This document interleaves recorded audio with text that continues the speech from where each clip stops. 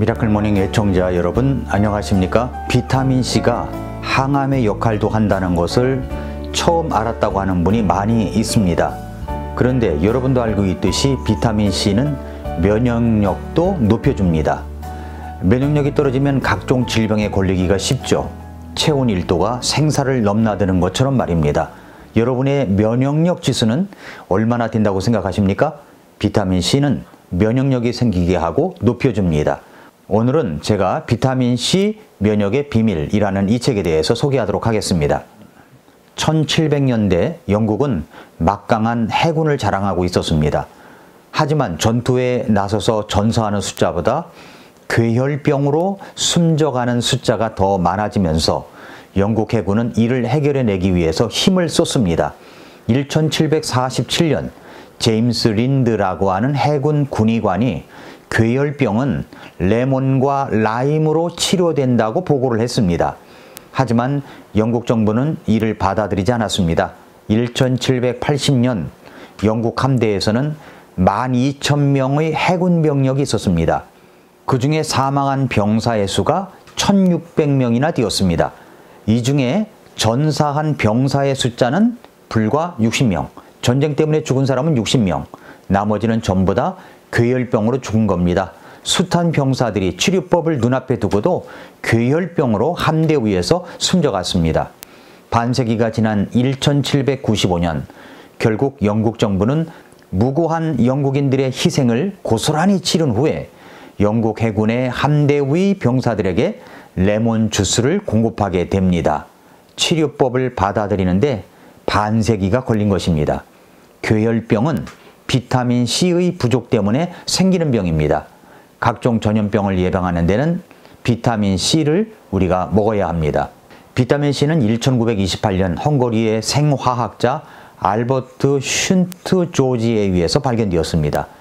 과일이 공기 중에서 산화되어 가지고 갈색으로 변하는 것을 막아주는 물질을 찾다가 비타민C를 발견하게 된 겁니다.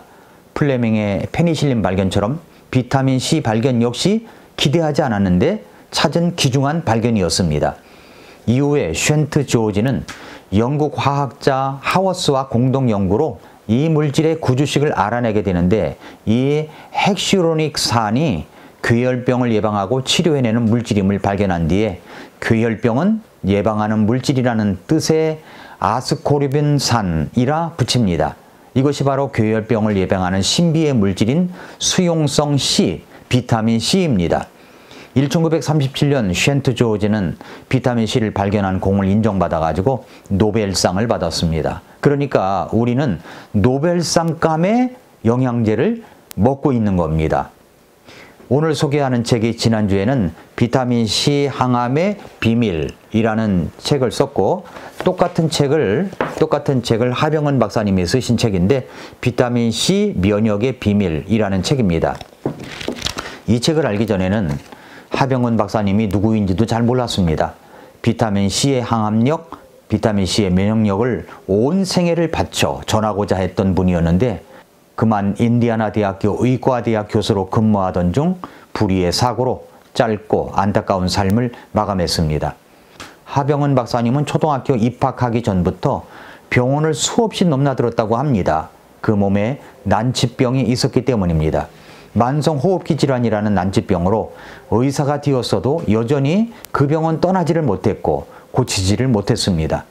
그래서 만성질환자들에 대한 치료법을 새로운 시각으로 들여다보다가 20년 이상 달려온 끝에 발견한 것이 바로 비타민C였다라고 이야기하고 있습니다. 전 세계적으로 코로나 때문에 3년 이상 고통도 당하고 무너지기도 하고 돌아가신 분도 상당히 많습니다. 이런 코로나가 있기 전에 뭐가 있었냐면 신종플루라는 것이 있었죠.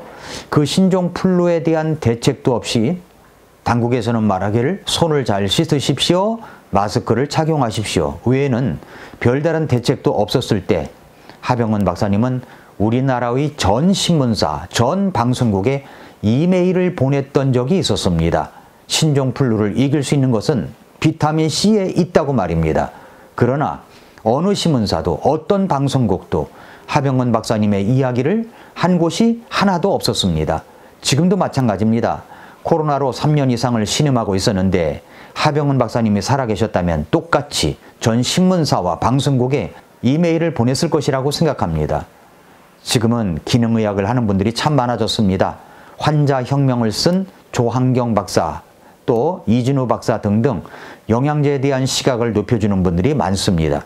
그럼에도 불구하고 마치 코로나 예방접종이 백신이 신기한 예방약이라도 되는 것처럼 떠들어대던 이 제약사와 신문방송은 무기력한 모습만 드러내고 있습니다. 접종을 한 사람이나 안 한 사람이나 걸릴 사람은 다 걸렸고, 오히려 백신을 맞았던 사람들 가운데 그 후유증 때문에 중환자실을 오가고 투병한 사람도 적잖아 많기 때문입니다. 그러므로 이것을 기억하십시오. 영양제, 특히 비타민C는 면역력을 높여주기 때문에 매일 과도할 정도로 복용하는 것이 예방의 길인 것입니다. 이 책의 면역의 비밀이라는 이 책의 28페이지에 보면 전염병은 바이러스 질환을 만나면 무기력해진다는 이야기가 있습니다. 박테리아를 만나면 질비한 항생기를 앞세우고 다양하게 처리해 나가지만 치료제 개발이 힘든 바이러스 질환들을 만나면 이전에 힘을 잃은 채 인체 내의 면역력의 처리를 크게 의존하게 된다는 겁니다. 바이러스는 씨요, 우리 몸은 밭입니다. 밭을 알고 씨를 알면 더 나은 대응법을 만들어낼 수 있을 텐데, 고작 손을 자주 씻으세요, 마스크 착용하세요, 제한시켜놓고 마스크 착용 안 하면 벌금이 있다 하고 이런 것만 반복하는 이 허전하고 궁색한 예방법만 전하고 있다는 것은 정말로 안타까운 마음이 있습니다. 손을 씻는 것보다, 마스크를 착용하는 것보다 더 강력한 예방법은 영양제, 특별히 비타민C를 매일매일 복용하는 것입니다. 이 책의 137페이지에부터 보면은 비타민C는 병을 다스리는 신비의 물질이라는 챕터에서 어떤 병을 다스리는가를 이야기하는데, 제가 그 제목만 읽어드리겠습니다. 비타민C는 감기를 예방하고 치료한다. 또 비타민C에는 놀라운 감염 치료 효과가 있다.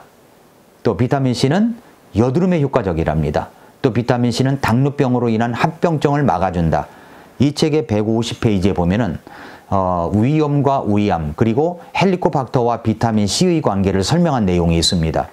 오랫동안 슥스림, 또 속이 거북해서 복통이 일어나면 병원을 가죠. 그러면 나오는 병명이 위염, 위궤양, 그리고 내시경을 해보자고 합니다.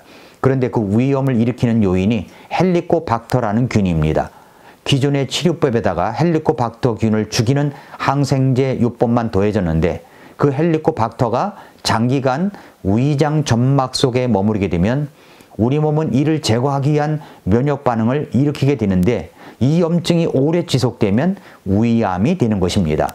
그런데 그 헬리코박터의 번식을 막아주는 것이 뭐냐? 바로 비타민C라는 사실입니다. 비타민C. 또 뭐가 있냐면 비타민C는 최상의 변비 치료제이다. 비타민C는 안과 질환을 개선한다. 비타민C는 관절염을 예방한다. 비타민C는 관절염 치료를 도와준다고 합니다. 비타민C는 헤르페스를 예방합니다. 헤르페스가 뭐냐면 피곤하거나 감기 증상이 있으면 어김없이 입술 주위로 물집이 돋아나는 단순 포진이 있는데, 이것이 헤르페스입니다. 이 바이러스 질환을 예방하는 것이 바로, 이러한 바이러스 질환을 예방하는 것이 바로 비타민C라는 겁니다. 비타민C는 헤르페스 예방 효과가 있다는 증거가 있다고 말하고 있습니다. 또 비타민C에는 정신질환 치료에 도움을 준다고 이야기하고요. 또 홍역과 수도 치료에도 비타민C가 사용되고 있고, 비타민C는 약물 중독의 해독에도 쓰여지고 있다고 하고, 또 비타민C는 암을 치료하는 항암제이고, 암 치료에도 비타민C를 함께 먹으면 큰 도움이 된다고 하병근 박사는 이야기하고 있습니다. 사랑하는 성도 여러분, 애청자 여러분, 우리 인생을 보면 수리형이 있고 정비형이 있습니다. 수리형은 고장이 나야 고치는 사람이고, 정비형은 사전에 정비를 해서 사고를, 고장을 예방하는 겁니다. 여러분은 어떤 형의 사람이 되고 싶습니까? 기존의 땅은 산성화되어서 아무리 좋은 것을 먹어도 충분한 영양이 들어있지 않습니다. 그래서 영양제를 보충해야 하는 겁니다. 그래서 우리는 비타민C를 먹어야 하는 겁니다. 어중간하게 먹다 말다 해서는 안 됩니다. 저는 3000mg을 몇 끼마다 먹습니다. 몇 끼마다. 하루에 3번 먹는 거죠. 하루에 열알. 메가도스라고 하죠. 성경은 요한3서 2절에서 이렇게 말씀합니다. 사랑하는 자여, 무엇보다도 네 혼이 형통하는 것 같이 네가 형통하고 건강하기를 내가 바라노라. 저는 이 말씀처럼 우리 사랑하는 성도님들 모두가 이렇게 건강한 생활이 되시기를 진심으로 기도하고 축복합니다. 아침마다 새롭다. 오늘도 미라클 모닝입니다.